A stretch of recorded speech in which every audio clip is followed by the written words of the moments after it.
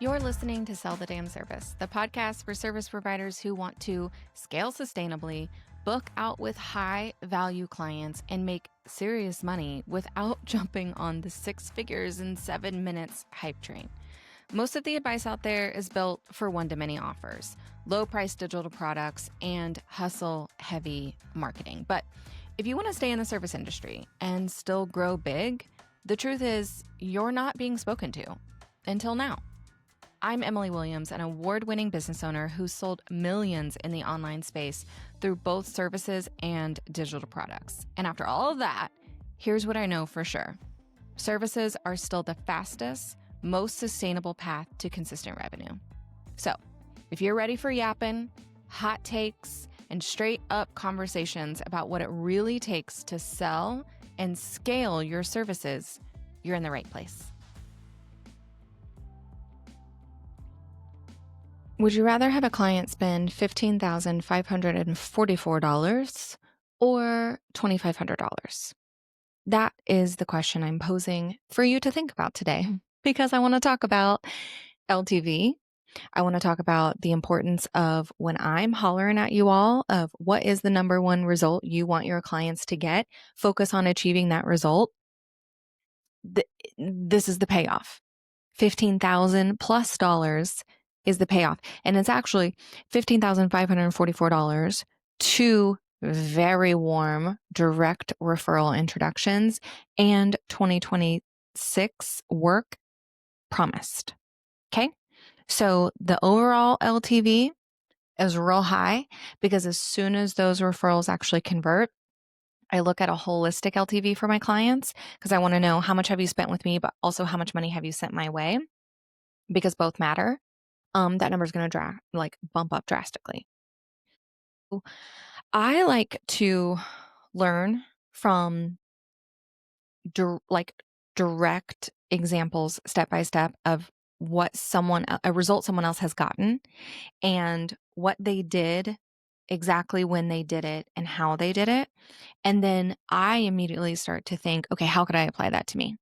Right? What is my situation, my prospects, my containers where I could see a similar result if that strategy feels fun for me to implement?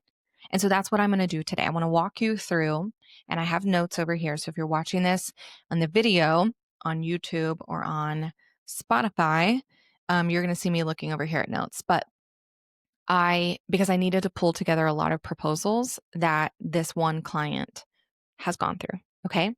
So I want to kind of walk you through the timeline. So I had a client who was incredible, and our work came to a close naturally, no big deal. And I don't know, a couple months after that, I got an email from her where she was referring me to one of her clients. And this was just for a very quick one-off project. I think it was a $1,500 proposal. More done for you implementation than I normally do. But it was in one of those times where I was in a transition period, and I was like, you know what? This project is going to be really easy for me to do. It's a 4-week project for $1,500. I'm going to do it. And sometimes you just get the vibe of me doing this project is worth more than kind of sticking to the whole I don't want to do any more done for you work right now, or I don't provide that specific service anymore. I don't want to market that service. Sometimes as service providers, I feel like I'm going to be preaching this forever, but you provide a service. Go provide it. I don't know what the hang up is sometimes about well, I don't want to market that thing, and so I don't want to do it. Well, if you have the bandwidth and you desire the revenue, and the client seems like a good person, why not? That's kind of how I look at things. So anyways, this person came through. She seemed great. She was great. She is great. And we did our project, and it went off without a hitch because I knew I could over-deliver. I knew I could show up and get it done, not just fast, but exceptionally well, because it was something that I knew how to do the back of my hand. And it felt really overwhelming to her, but it was really, really easy for me. It was a tech thing. It was a migration from MailChimp to Kit. Super easy, right? So I did it. I bid it out. She was like, great. I completed it. It went well. Cool. Well, about a month after that project wrapped, she sent me an email introduction to someone new. And she was like, hey, Emily did this project with me. And I know you and I have, she's talking to this prospect she's introducing me to. She's like, I know you and I have been talking about Kit and your newsletter, and Emily knows a lot about Kit. And you should talk to her. I am by no means like a Kit expert. I don't market myself as like an email marketing strategist. But that's how personal one-to-one referrals work, right? It's kind of irrelevant what you say about yourself on your website, your bio, your Instagram, wherever, because they might not even be checking those things. And they're going to trust um, a friend referral, a colleague referral over anything else. And so that's when you can kind of land these projects that feel like they come out of nowhere, that you didn't even advertise for, because it's coming from a referral. Like, chef's kiss, thank you. So this person came through. We hopped on the call. He was great. He's so great. I love him so much. And I knew immediately it was just going to be like a great vibe check, vibe situation, right? This client's going to be great. So it's a beefier project than the previous project. It is a entire re-engagement of very, very cold leads. They were on Kit, yes, but they were like 2 years old. He hadn't emailed them in like 2 years. And so he wanted to re-engage. Who's going to stay? How can we do it ethically? And what is a newsletter, right? This person doesn't have a super big digital content ecosystem, digital marketing. They've got content. They're an author, a consultant, a speaker. They have a TEDx talk that they've put on YouTube. You know, they have a tremendous audience and community. But the pieces weren't working together. They weren't talking together. And so I was listening, and I was hearing that there were probably larger or more projects at play as an opportunity. But what he was coming to me for was, how can I re-engage my existing Kit subscribers? How can we do that? And so I paid attention to that desired result, and my proposal was for that result. Something that a lot of service providers do, and I don't know who's teaching this, I don't know where this came from, but it's this concept of like, you're listening in the call and you're asking all these questions and you're getting this whole laundry list of like, okay, yes, Kit re-engagement, but also, website improvements, a freebie creation, a new link resources page, repurposing this, TEDx talk into this type of campaign. Like, it balloons, right? And I get the intent.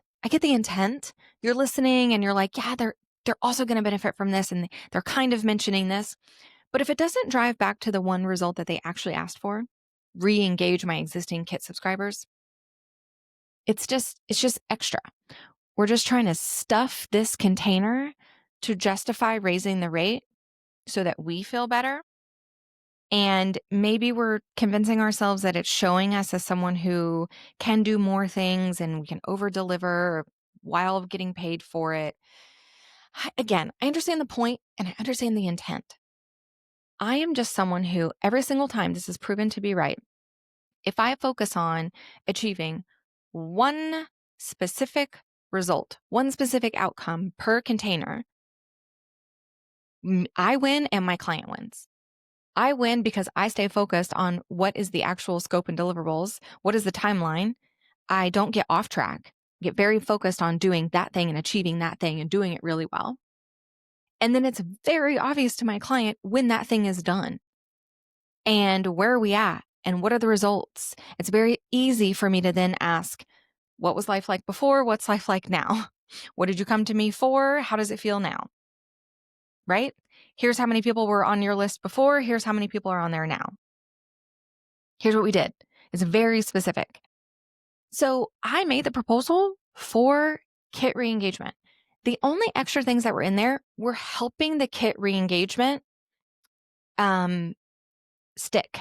So what I saw, what I listened to, what I heard in the call was that they're not really that familiar with kit in general and what it can do and what it should be used for. And so I wanted to equip him and his team to be able to be successful even after our project ended. Again, service work, serve, right? And so what is my above and beyond delivery? Well, it's making sure that when he says he wants to start sending out a newsletter once a month, because we're not just re-engaging them right now by saying, hey, we're still here. Are you good? And then going to ghost them for 2 more years. We're going to create content to actually engage with them, right? So what does that mean? Well, it means creating a cadence of sending a newsletter. He wanted to send one once a month. Okay, great. I'm going to support the creation of that editorial calendar. I'm going to make sure that the template is branded and easy for them to duplicate and send and customize. Is there a welcome sequence? Who is it sending to? Does that need to be updated and refreshed? That's going to help with the engagement of the subscribers now and in the future. What does our tagging look like? Do we need to streamline some, edit some? Do we need to kind of move some people around? All of that is toward that same goal of re-engaging kit subscribers now and in the future. I am someone who one of my core service philosophies is with every single client I work with, the problem that you come to me for, I don't want to just solve the problem.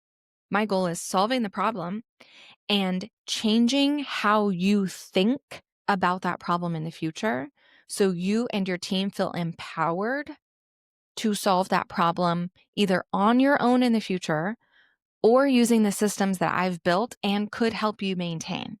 Those are really the 2 pathways, right? So that's what my proposal included. It was for $2,500. It was going to be I think I pitched 60 days with 30 days of post kind of launch support of just like making sure they know how to send their emails, right? Really, really light touch support. That proposal was approved and paid in 2 payments. So this conversation started in June 23rd. Okay. There's also a whole lot I could tell you about this story about how when he first got introduced to me, he was about to head out of the country on vacation for like a month. And we had our call. It went great. I sent a proposal. He said he wanted to wait until he got back. And I think ultimately we were talking probably 6 weeks before we actually kicked off our project. There are some service providers who are sticklers on, well, if you're out of town or we're not getting started, I'm not sure if I'm going to be available. Like if you're not going to put a deposit down, then I can't hold your spot.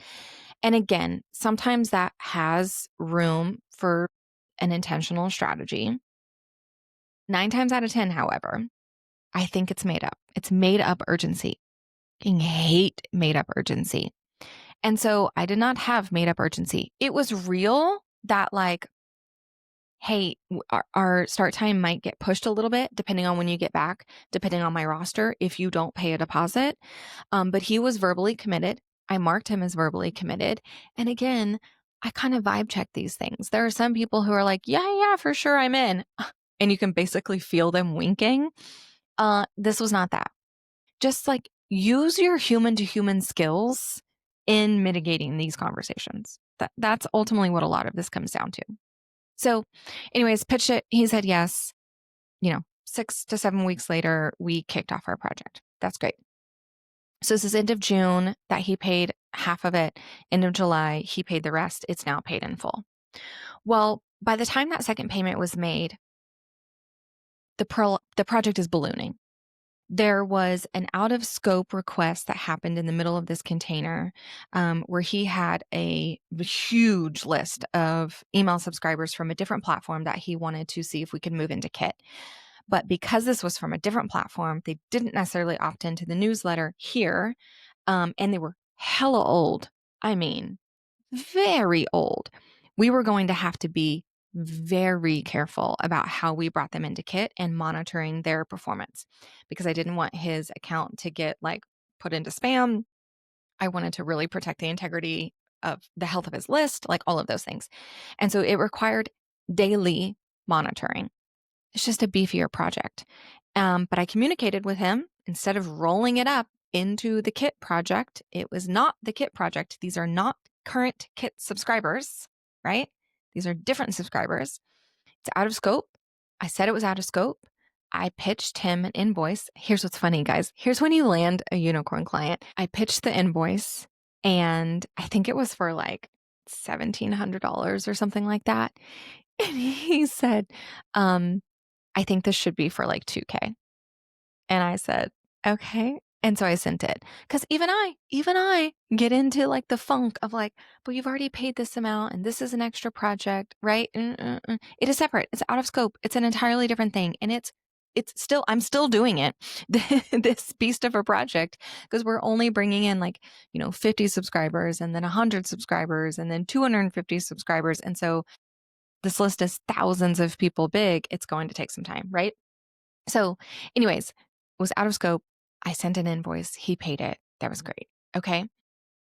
Well, so then inevitably what happens is that more things pop up and more ideas come up. And throughout this entire time, we're now maybe 3 to 4 weeks into our container, and he is really enjoying working with me and has said multiple times like that he enjoys it, that he enjoys the process. Communication is great. Like, results are great, all of it. And so I think his brain starts thinking, what else could we be doing? And he presents me with some ideas. And one of them was a pretty beefy Substack project, rolling it out, launching it, setting it up, maintaining it, ideating, strategizing, analyzing, all of it, right? How do we connect it with Kit and the website? How do we communicate it? Who do we subscribe to Substack and who subscribes to Kit, and really mitigating that strategy? And this is where I love getting to participate in conversations. It's strategic digital ecosystems, right? It's not just like clicking buttons and adding tags and uploading subscribers. That is something I can quite literally do on my laptop while I'm watching Netflix. And I do, and it's great. This is a strategic project, which I love, right? Both scratch different itches, right? So this one was going to be pretty beefy. This was funny too. He brought it up and he was like, can we just add this to like one of our agenda items when we meet? Because we meet every 2 weeks to kind of chat about his project. And I was like, sure. And I added it, and it was like, I have so many questions about it. Because he was like, I want to roll out Substack. Can we talk about it? And I'm like, this is an entire strategic conversation. And so we get to that point of the meeting, and he was like, yeah, this is beefy. This is a whole other project, actually. So like, we actually need to have like a separate meeting about this. I'm like, great. So I put together a proposal, because this is a whole other project, and ended up pitching him a I'm just checking my notes here, a $4,000 project to, again, all the things that I listed above, right? And it was approved. So the first payment of that was paid August 18th.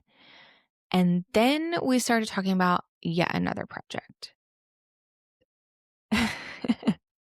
I could tell at this point that he wasn't necessarily getting overwhelmed in a bad way. It was like, my gosh, there are a lot of digital ecosystems that need to be refined or on different platforms or re-strategized and used properly so that they're all connected and working. And that takes work. And that's seen and validated and appreciated. And my gosh, we're doing all the projects and it's a lot, because it was a lot, right? At this point, he had spent 2, 3, 4, 6,500. And you're like, okay, now we're adding on another project. And this one was going to be also pretty beefy. This one, I was probably going to quote $3,500 to $4,500. Well, in between all of that, of all of these like one-off kind of projects, he was also asking for like ongoing maintenance. And what does ongoing maintenance of, communicating with the team about the strategy and health of Kit and of Substack and of his leads and communication and tagging, and like, is everything working? And are we using it in the way that we need to be using it? And so with every software and tool that we were adding on, that maintenance was I mean, it was doubling every single time. It started at $750 a month for just kit maintenance. And then it was kit and Substack at $1,500 a month. And then we were talking about creating a CRM inside Airtable to manage his leads. The platform he was using is garbage and it's breaking all the time. It's horrible. We don't like it. And I, am an Airtable truther. I love it so much. And I think everyone should be there. And I said, hey, I know it's a big ask, and it's taking your team a lot of time to find these contacts, sort them, update them, etc. It's taking us a lot of time to organize them inside Kit. There's a better way and a way that you could actually communicate to them, because I had to do some education on why is your Rolodex and your network different than your subscribers on Kit? Who are they? How can one person be on both lists, but yet we need two separate lists? So I had to do a little bit of kind of training around that and explaining. But once that was understood, it was very clear, oh yeah, this could actually be a huge benefit and save a bunch of time. But it was at that point that he was like, okay, it's September now. What would it look like to take the remaining kind of balance that he owes and rolling up the ongoing maintenance that we had talked about and kind of combining those into kind of a monthly plan that would go through the end of the year? And I said, sure. That would not just help you wrap your head around it, but actually, now that we've ballooned a lot of these projects, we really do need to see where we're at on deliverables, timelines, what's been done, what's been paid, what's still left, all of the things. So I ended up putting everything into a Google Doc, and that's what I've been referencing for my notes. But it was really, really cool to see the kind of progression of this relationship and how when I focused on solving one problem at a time, it didn't close the doors for other problems. It actually enabled us to see results faster, be really clear on our communication and expectations, and roll into the next thing because of the foundation that was being laid. It was very intentional, right? And so we ended up rolling up what I'm considering rolling up the remaining Substack payment, because remember, he paid one on August 18th, so there was another one due. We rolled that one up.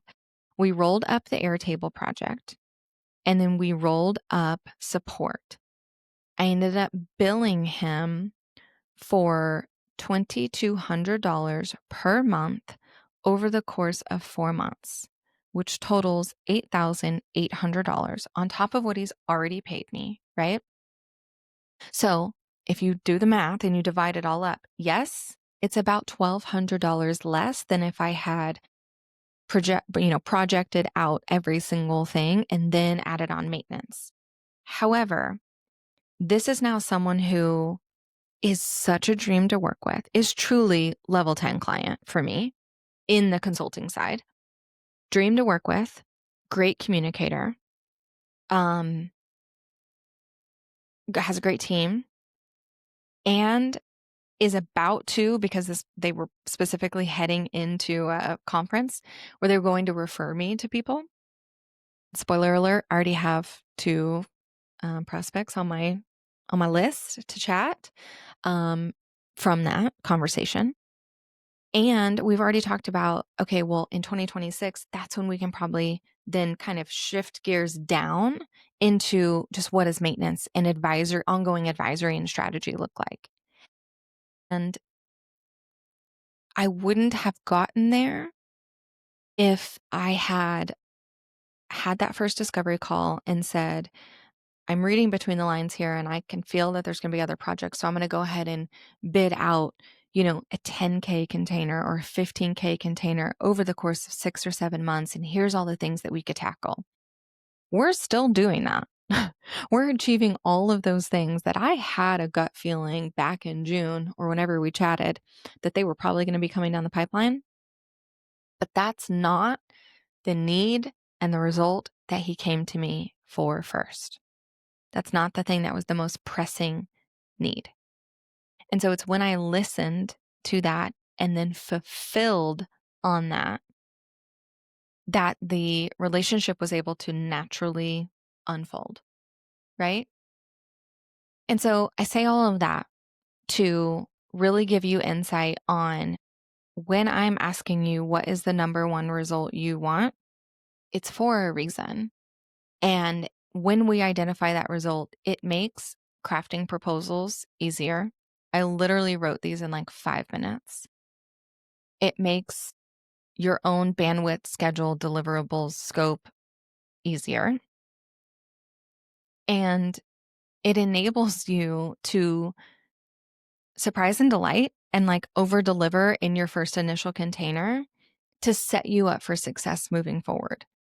If you're not able to convert into more containers after that one, when it's a very obvious, like we should be moving forward, was that first one too beefy?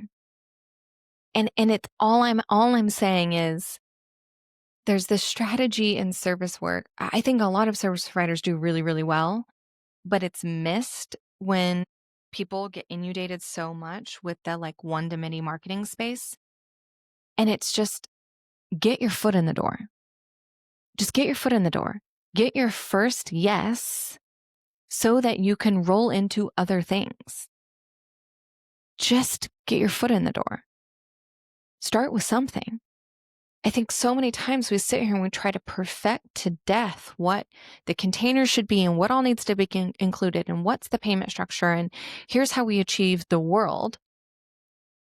When I just want you to get the first yes. That's it. And this comes in handy no matter where you're at in business. I'm not saying your first yes as in your first ever client. Because I'm utilizing these strategies. I'm 14 years in, right? So just pay attention to the most pressing need. Be flexible. Trust in your own delivery, in your own relationship with the client. Have the conversations where you can expand scope if it makes sense. But just get your foot in the door. Get that first yes and go from there, because you could be sitting on $15,000, $20,000 and biting off that in our first working relationship is probably going to be more than a prospect could swallow, right?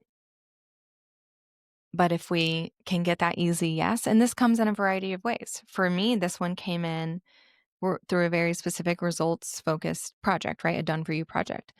I teach my students inside SOS that this can come in from an audit and an assessment, and that's how my SOS students come in, right? We have an easy yes where I audit their business and I give them kind of the playbook of here's what I would do differently in order to see these results. Here are the things specifically that I can help with if you want to work together to achieve them, or like go off on your own. Love that for you, right? Just get the easy yes. Get that one first and see where it goes from there.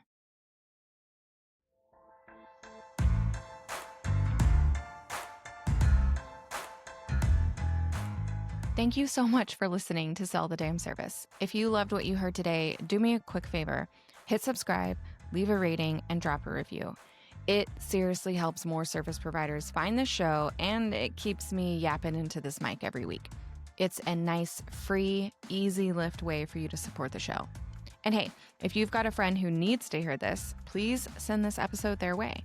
The more people selling their damn services with confidence, the better this whole industry gets. See you next time.